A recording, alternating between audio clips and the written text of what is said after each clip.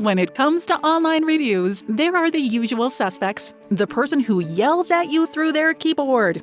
The guy who gives you 1 star because he got a parking ticket outside your office. Oh, and of course, the lady who wasn't 100% satisfied with the paint color on your walls. The world of online reviews isn't always fair. And chances are, if you're not actively asking customers to review your business, you're probably going to get more bad than good.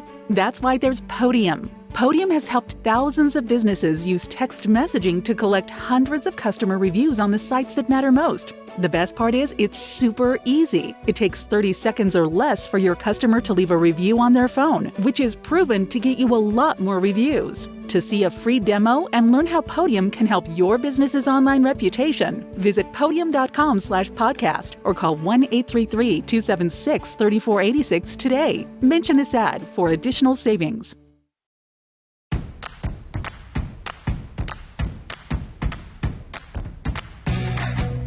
Welcome to the Navigating Dental Insurance Podcast, where we don't take from insurance companies. Here are your hosts, Mr. Jordan Comstock and Mr. Ben Tuine. Welcome to the Navigating Dental Insurance Podcast. This is the Say No to PPO's podcast series. SayNoToPPO.com is where you find our website. Folks, my name is Ben Tuine. I got my co-host, Jordan Comstock. What's up, Jordan? Yo, Ben. How you doing, man? Good, man. Good. You know, this. I don't know if you are experiencing this weather phenomenon, Jordan, but I've been bummed about not having a white Christmas. But did you notice this morning everything was white? Yeah, but it was frost. It was frost. It was frosty white. It sucked. I got up at 6 and went outside, and I couldn't see. I couldn't see my neighbors' homes because the fog was so thick. It was crazy foggy. Yeah, I hate the fog. But the cool thing about it is that you still get the white coverage. It looks like snow covered on everything. Yeah, totally. Without dealing with driving in it, you know. So yeah, true. I had to take my my BMW in for service this morning. I took it in at 6:30, and it was kind of nice, you know, not dealing with slippery roads. So, but I like it. I wish every winter was like this, because I just hate winter. I hate driving in the snow. I don't know why I even live here, Ben. What's wrong with you, man? Is that why you're in California? All these, like, you're like on a nonstop trip to California for the last several weeks. Yeah, I always go to California, but yeah, I mean, yeah, we California and Texas too. We just came from, we went to Austin, Texas for a while. So yeah, it's been fun though. Cool. Just escape the cold. Well, we miss you. You know, we've been doing a few episodes without you. It's glad to have you back. Yeah, totally, man. Well, folks, we have a very fun topic today that we're going to talk about. We have Tucker Nipko. He is from Carr Healthcare Realty. Now, Tucker is a broker, and primarily Carr primarily focuses on lease space negotiations as well as purchases, just for healthcare professionals, and we're going to get into that. I like Tucker because several years ago I met Tucker.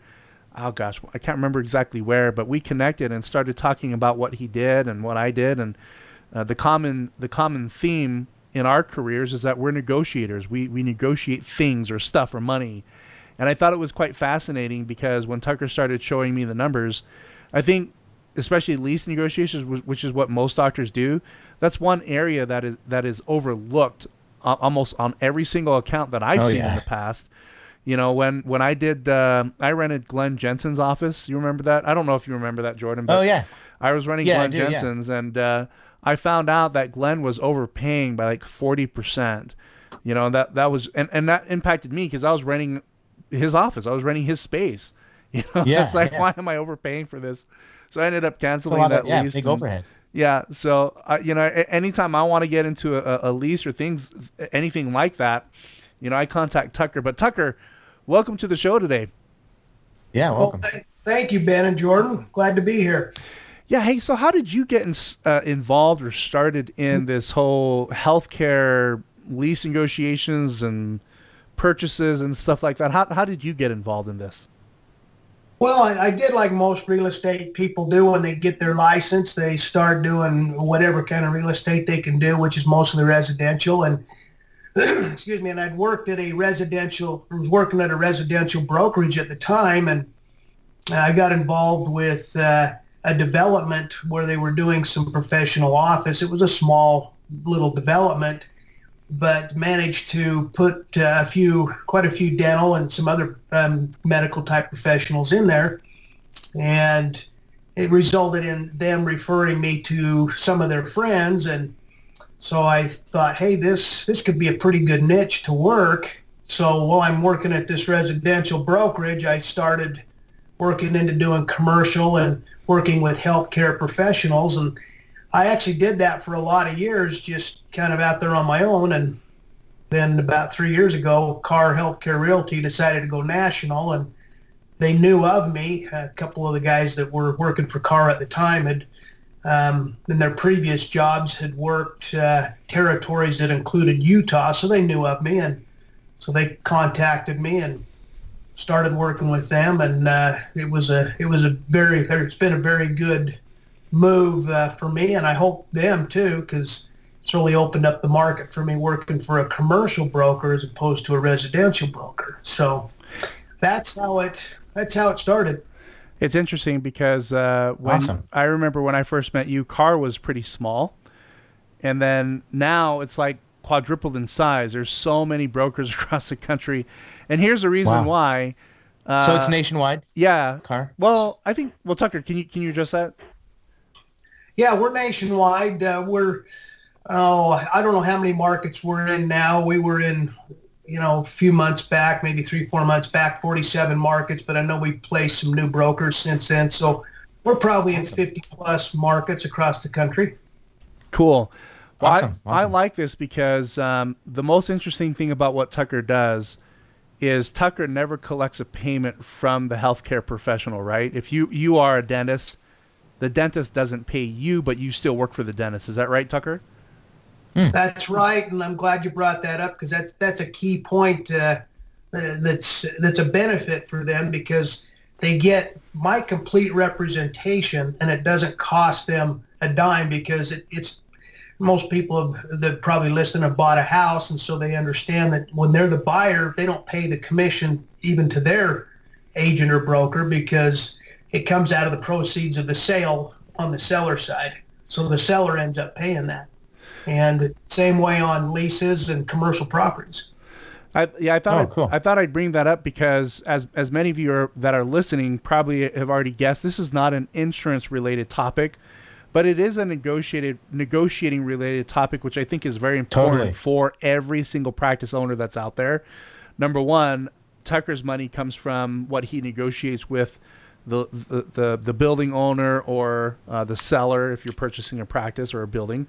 Number two, the negotiations in general. I mean, when I looked at Tucker's numbers and I look at what we do for a living in terms of fee negotiations, without negotiators or negotiating in general, you're just losing money. I mean, you're bleeding money, that could be yours. I just switched merchant accounts this week, and I'm projected to save thousands of dollars just through that one move alone. So I think business owners, even though this is not insurance related, it is a business aspect of your business that in my opinion is not paid attention to often. So so I want to know what are some of the biggest problems or issues you see out there, Tucker, when a practice owner wants to lease a piece of property or buy a piece of property. What are some of the common mistakes or issues you see? Well, the big thing is representation. That some of them, actually quite a few of them, try to go it on their own and they can just handle the transaction and do it themselves. And the big downfall to that is they don't do that every day. They're working in somebody's mouth every day. They're not out negotiating, like I do and you guys do every day with I want to call them the opposite side that we're trying to negotiate. That's the devil. The devil. It's the devil for me, insurance companies. I guess say landlord, because that's probably synonymous with the devil. And that's probably the biggest thing right there. I've come across a lot of dentists that I've helped negotiate their lease renewals, and they did the original negotiation in the beginning, and we come in and we improve that exponentially for them. I've just recently did one for a dentist in the Sandy, Utah area, and we saved them $146,000 on that lease renewal over what they would have been paying had they just signed the renewal. The landlord wanted them to sign. So that's probably the biggest thing, is that they think they can go in and do this on their own, and it really helps to have their own representation, especially like Ben brought up. They don't pay my fee. Yes. It doesn't it's a no-brainer. Oh, it's a big time no-brainer. Absolutely. The problem I see in the business world is a lot of business owners tend to have the idea that I want to save money by trying to do it in-house. And I don't think that totally. That's necessarily 100% the worst thing to do, but it does have some downsides. Like we've seen on our side. Sometimes it's cheaper to outsource. Yeah, things are Right? cheaper to find a professional to do. You invest a little bit, but you gain a lot more. And a good example, like the numbers that we study, when offices attempt to negotiate on their own without having a real system. Yes, exactly. System in place or a roadmap to follow or instructions, they typically lose out on at least 15% of negotiations as if they were to hire a professional. When you equate that to the fees for the negotiator, you're losing out on thousands, if not millions of dollars during the period in which those fees become effective. So Tucker, you mentioned one example, saving a client $100,000 in fees over the period of that lease. Tell us a little bit about your opinion regarding those, the mindset that's involved with, hey, I think, I bought a house, I bought a car, I think I know how to negotiate. Can that bite us in the butt when it comes to negotiating in areas that we're not familiar with?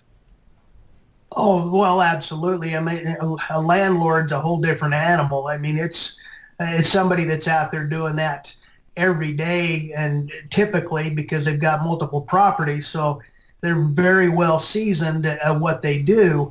And one of the things that we really find in these situations is that when they do negotiate things, or lack of negotiation on the doctor's part, just because they don't understand what they can negotiate, which everything's basically negotiable in these things. And so our philosophy is that these landlords will give more than what they tell you they will. You've just got to push them for it. And 95% of the time, we get a lot better deal than what the landlord's presenting on the surface, whether it's a brand new lease, a purchase, or a lease renewal. Cool. So, awesome. No, that's cool. That was my thought exactly. I mean, when it's funny because I don't know if you get this, Tucker, a lot, because sometimes we'll get new potential clients that contact our company, and they hear our videos about negotiations. You never want to do that over the phone with insurance companies, especially if you're trying to do it on your own, because they're more seasoned. They will negotiate you 10 times better than you, because that's what they do for a living. So every day, it's like me one day, like 1 week out of the year, going and performing dentistry, right? It's not what I do every day. Or treatment planning, where you don't have to have a license. It's like, if you're not a skilled professional, you'll have trouble doing it. Although you may, it's interesting because a lot of times people have a successful history. They've been successful in this one area of business. But when it comes to negotiations, I've seen the same professionals stumble. Negotiations on leases or fee negotiations, I see professionals stumble and kind of get lost throughout the process. So it's not an insult on intelligence that hiring people that are specialized in certain areas. Just skill set. Yeah, that's what it boils down to. But Tucker, talk about the lease versus the purchase. So do you see more doctors leasing or more doctors purchasing practice space these days? Well, right now we're really seeing a lot of purchasing, and it's because the banks have gotten much more friendly after our 2008 downturn. Finally. Yeah. Interest rates are still low. We're seeing prices have gone up on lease rates as well as purchase price quite a bit, just because the market is very strong with a lot of buyers and leasers out there. But Right now, I would say that it's about half and half. In the past, it's been probably more skewed, 70-30 towards people leasing than buying. But right now it's about half and half. So, and the advantages to buying far outweigh the advantages to leasing, other than, location. So let me explain that a little bit. I tell my clients, don't give up a great location just because you want to own, because a lot of the ownership opportunities are not in prime locations. And Oh, interesting. and they can make so much more money in a great location than being in a terrible location but being able to own. So that's my philosophy is, lease if it's a much better location, buy if they're equal as far as, location and property. A purchase is a much better situation because over a 10-year term, on that lease, you're going to walk out of there and have, zero upside to it. You've just been paying rent all this time. Where if you were to purchase, you pay down your equity, the property appreciates, and you can write off depreciation every year. So, typical doctor could probably save a couple hundred, maybe $300,000 over a 10-year period, or have that much upside purchasing as opposed to leasing. But again, you don't want to purchase a terrible location when you could have leased a fantastic one. So, speaking on that, are you able to help dental practices identify whether they should lease or purchase based off of demographics? Absolutely. Yeah, we can help them with that. And we look at some key indicators on those demographics. What are some of those key indicators, if you don't mind sharing? Well, key indicators within the population that determine, not really determine whether they go to the dentist, but are just in common with people that go to the dentist. But obviously, income's a big one. We always look at the median age because you want to, and it depends on the specialty. I mean, obviously, a prosthodontist or a periodontist is probably looking for the older demographic, where an orthodontist and pediatric dentist are looking for the younger. But so that's a key one. Number in the household, number of people in the household are key as another key indicator. How many specialists are in the area is a key indicator also that help us determine, where these good locations are. And we obviously look for places where there's good traffic, good visibility, and a good destination spot so that people are coming to that location for, all kinds of different services. And I'll give you a good example of what I mean by that. At a Walmart or a Smith's Marketplace, a big grocery type of an anchor where the local traffic's going. And the locals are coming 2-3 times a week, and it's typically the mother who makes that decision as to who the dental and medical professionals are that they're going to go to. So that's what we look for. Cool. Very cool. Awesome. I have an interesting question. So I was in southern Utah earlier this year, and I ran across a doctor that built his practice in his home, in his what? kind of Really? basement area. Yeah, it was kind of Is it interesting. someone to do that? It's interesting because I think it was I've seen pictures of Rick Workman, Dr. Workman, who used to own the Heartland Dental Organization. And I saw pictures of his practice, his first practice, and it looked like it was out of a house. But I thought it was just fascinating to see a dental practice in a home. Maybe I'm ignorant or need to get out more. I don't know. But is that common, Yeah, Tucker? you just need to get out more, I guess. Whatever. I'm kidding. Is that common? Well, I office out of my house, but I'm not a dentist.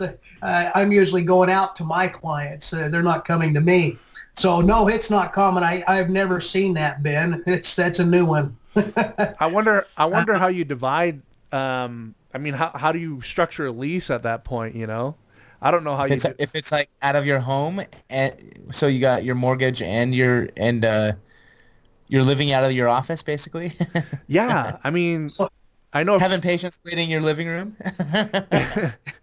No, it's You funny. just structure for tax purposes. Just structure an LLC that leases from you, the homeowner, and write up a simple lease. That's probably how you do it. There you go, and overcharge them. But Overcharge it.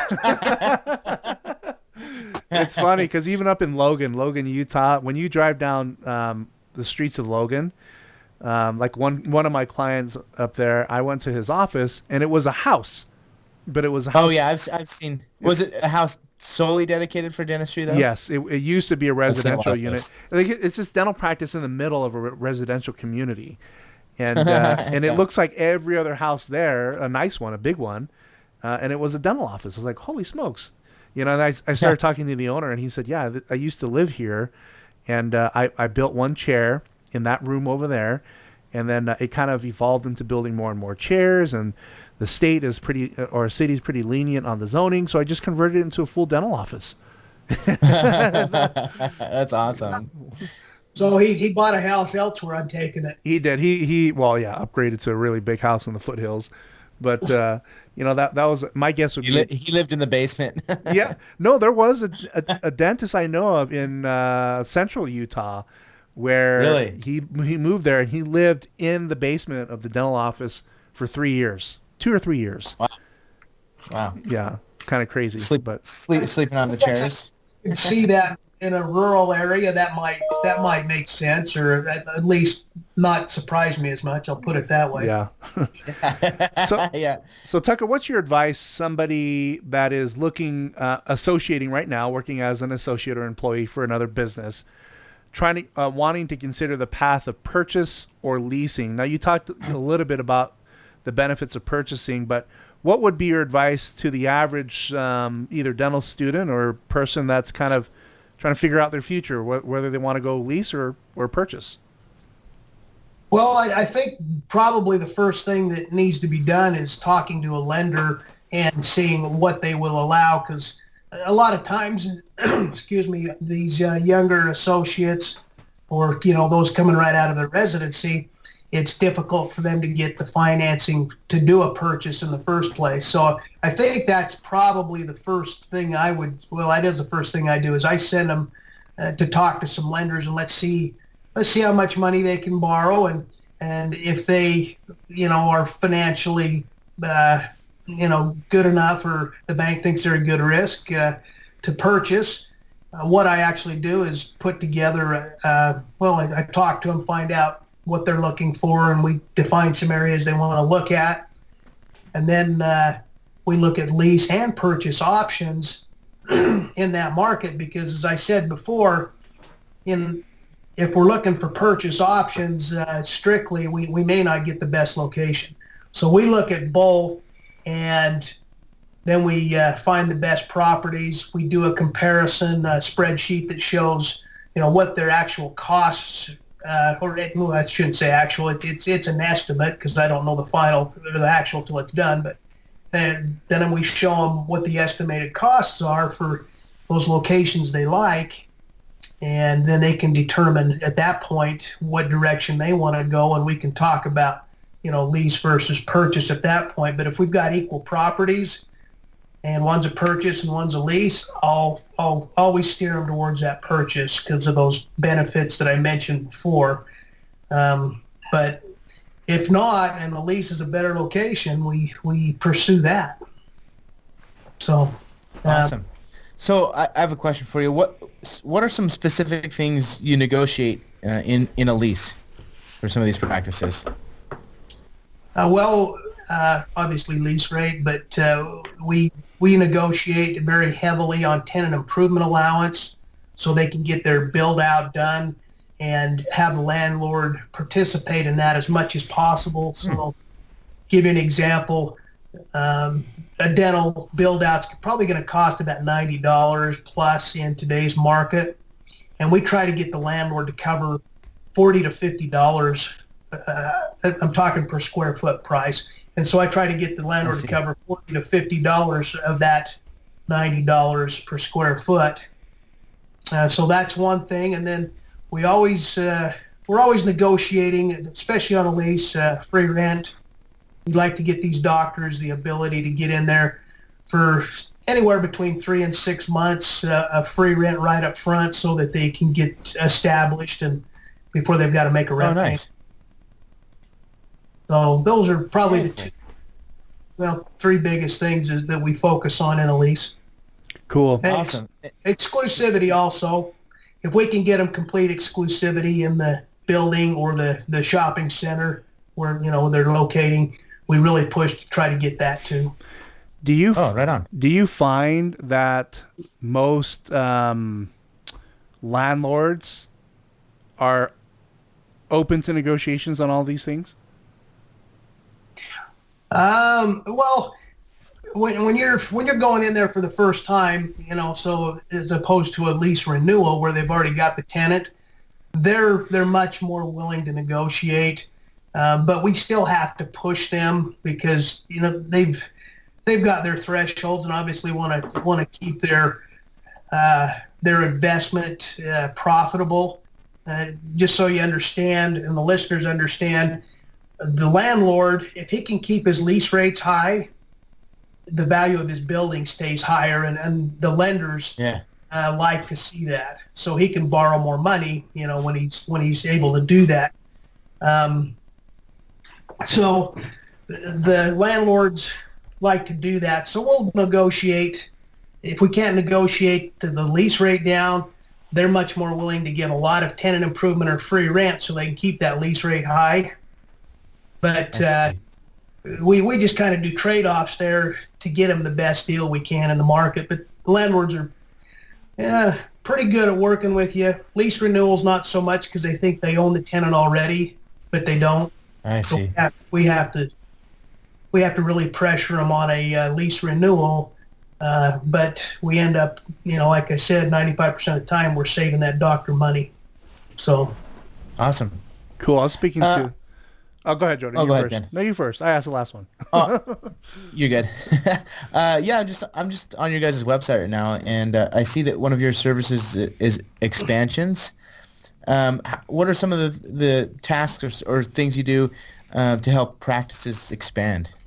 You just mainly look for like multiple locations, or tell us, give us a little bit more detail there.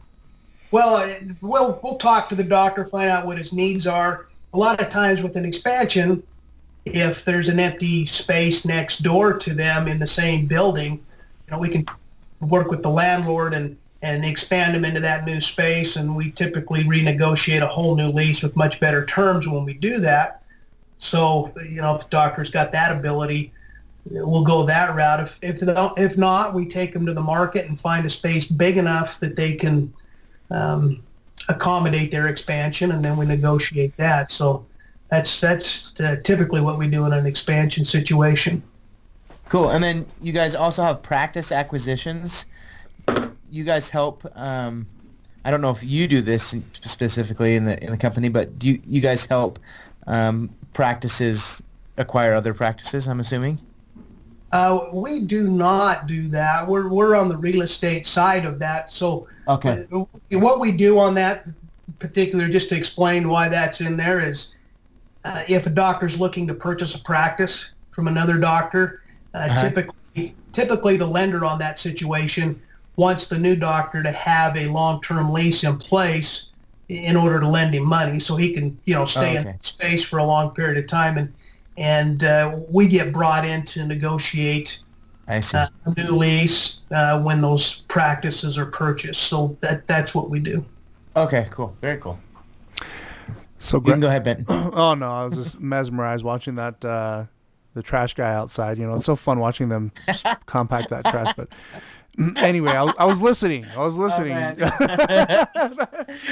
I love that you're watching the trash guy. Yeah, it's this waste management. They come in, they take the trash, and he dumped the last thing, a bin of recycling in the chute, and it was it was so full already on the top that all the trash started to slip down from the truck. Fall over the dude, side. You better pick up all that crap, man, from my street. But he did. He was a good guy and got out. Anyway, I was speaking to David. He works for Carr out in L.A.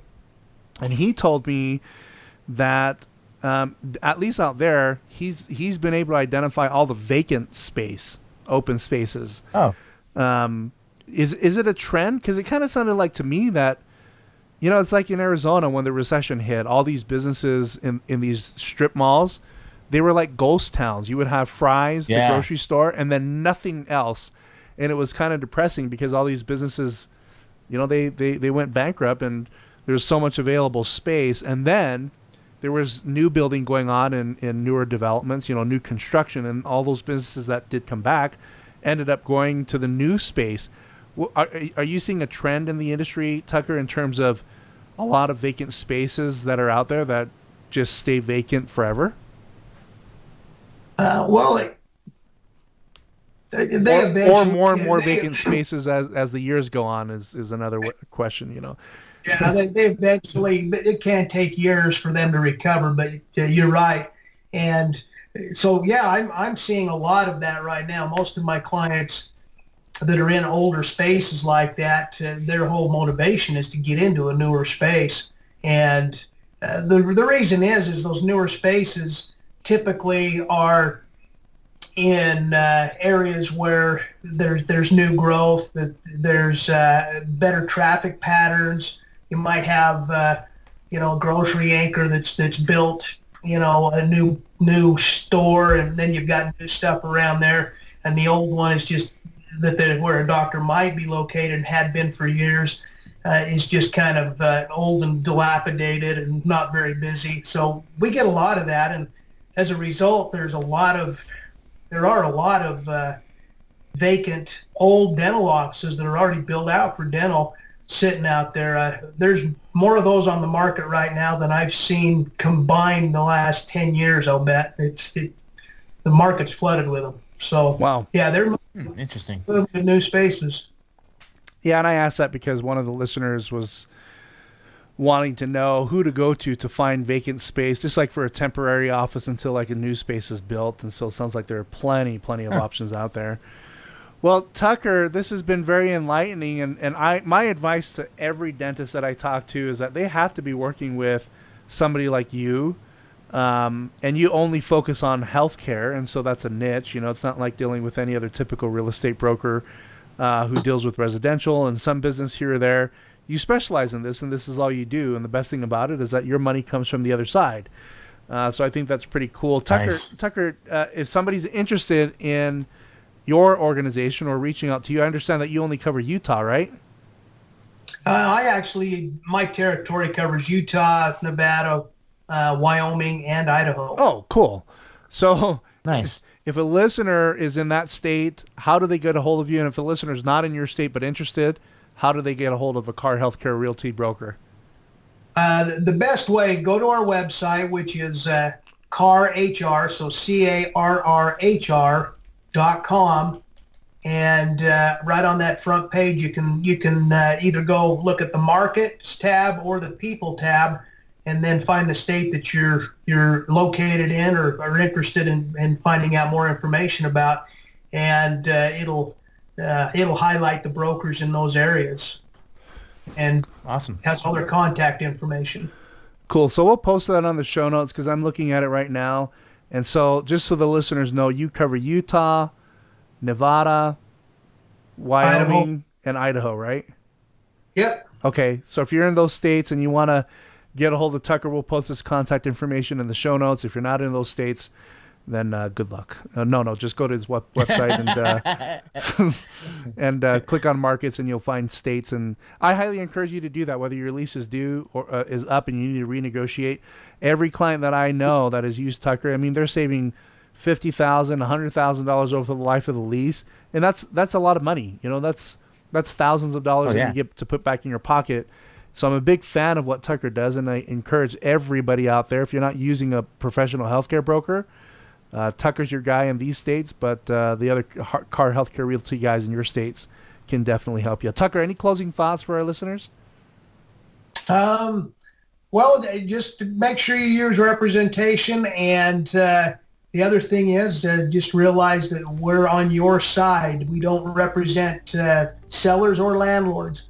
We're only tenant and buyer representation, so we're completely on your side. That's awesome. You know, Awesome.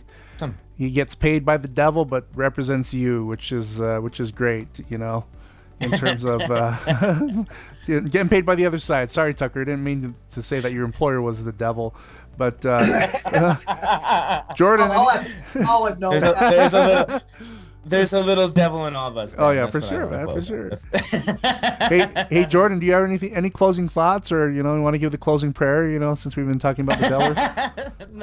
No, I think great information. I think this is awesome for any of our listeners to be informed about. So I just hope everyone has an awesome day today. And then I guess we do have the Voices of Dentistry, Ben, right? In January. Just a reminder for all of our listeners out there. I believe that is the end of January. You don't memorize the dates, but you can go to voicesofdentistry.com. Ben and I will be there. It's a conference for all of the podcasters in the dental space. So if you are listening, we'd love to see you there. Yeah, I'd love to see you there. And appreciate you listening to this, although it's not a PPO-specific topic. Thank you so much for entertaining us and Tucker today. Tucker, it's been great. Thanks so much for sharing your time and knowledge. Really, really appreciate you. Well, thanks, you for Tucker. having me.